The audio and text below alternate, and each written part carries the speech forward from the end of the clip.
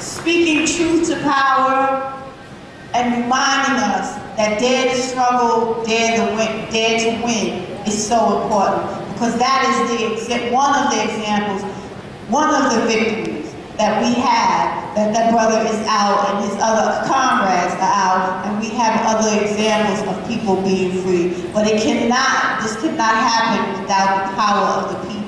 So our presence in all the events, our presence, like Louis said, with signing petitions, with making phone calls, with writing letters, with singing, dancing, poetry, everything that we do in the name of freedom is about an act of resistance. And it is how we send the message behind the wall to our loved ones, to let them know that while we are outside the wall, we share that experience with you, and we want you to be out here, and we continue to do that work. So Brother Louis, we love you, and we are so happy that you are able to be here with us in order to share those words, because we need those affirmations for people to know that this is work, but it's also liberatory, right? Because we see the examples of our work, so thank you. So what I'm going to do now is ask Maggie to come up to give updates of Leonard Peltier.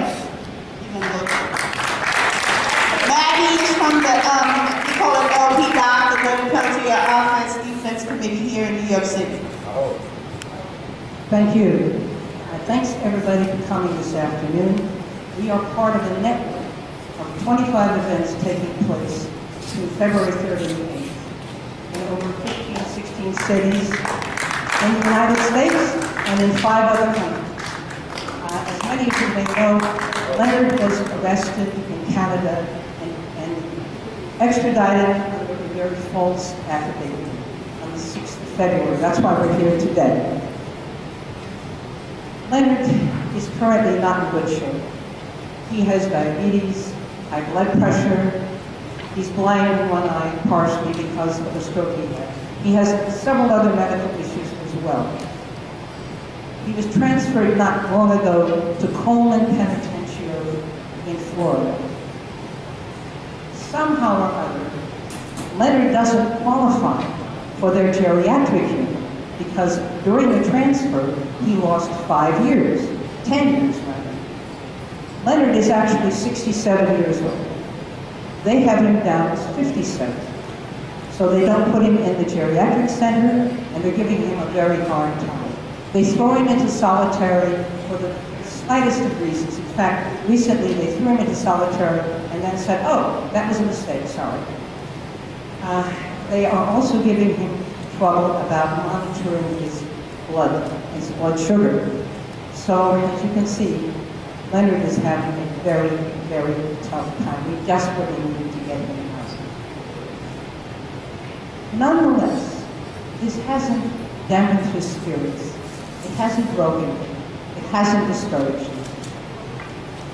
He sent us a statement for this occasion, and it is my great honor to read it to you today. Greetings to my relatives, my friends, and to my many supporters the world over. It is that time again. Another year has passed, and on February 6th, I will be marking 36 years since my arrest. During all this time, my family and allies have discovered just how far the government will go to wrongfully convict and imprison someone they know is innocent. They do this as a message, first to Indians and further to anyone who might stand up to injustice, as if to say, we do as we please. From the day of my arrest until now, through my support, I have been honored with many activist and humanitarian awards. I thank you for keeping awareness of me and my case alive. Your commitment has really been a special experience for me. In addition, many celebrities, political figures, and organizations have called for my release, including 55 members of Congress. This last November, the National Congress of American Indians, the NCAI, passed a permanent resolution calling for my release. Well, let's not hope it's that permanent. The NCAI is committed to being directly involved with my case, so that the message from Washington to Indian people does not remain, we will do as we please.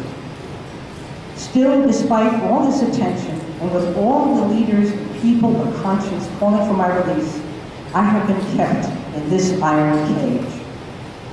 They have kept me longer than their own laws say they can, with evidence corroborating that I did not receive a fair trial, with proof of government misconduct, with admission by government officials that they do not know who killed those 2 agents that day at the Jumping Bull property. Here I sit. We will do as we please. Recently, as many of you know, an act was passed and signed into law that allows for indefinite detention of American citizens without charge or trial. This is perhaps the final straw, the final nail in the coffin of American freedom, the end of habeas corpus and due process. We will do as we please. We Indians said it for generations. If they can kill us indiscriminately, they will do it to anyone. If they can take our land, they will do it to anyone. If they can kidnap our children and take them to prison schools, they will do it to anyone. If they can starve us and lie to us, they will do it to anyone. If they can wrongfully imprison us, they will do it to anyone. Now, sadly, this is another Indian prophecy fulfilled. We will do as we please. Our ancestors and tribal people all over the world prophesied a time of upheaval and great change.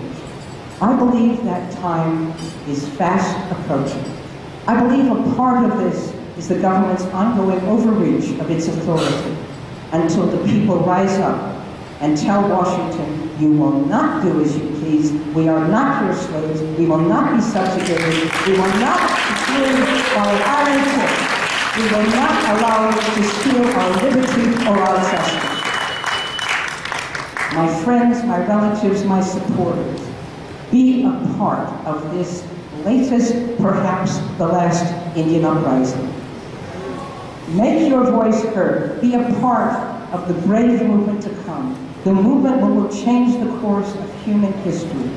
Make change and hope and peace and justice a part of your personal legacy. Be the change that you envision and know in your heart must take place. Do this, and on the day you take your last breath and prepare to meet Creator, you will know your life on this earth was well spent. Close your eyes, knowing you used your breath and energy to Creator's good purpose. Smile as you close your eyes, knowing you changed the world so that the next 7 generations know a good life. Do these things and know that I am with you. I will embrace you as my relation to this life or the next. Metekuya Uyasin, in the spirit of Crazy Horse, Leonard Peltier.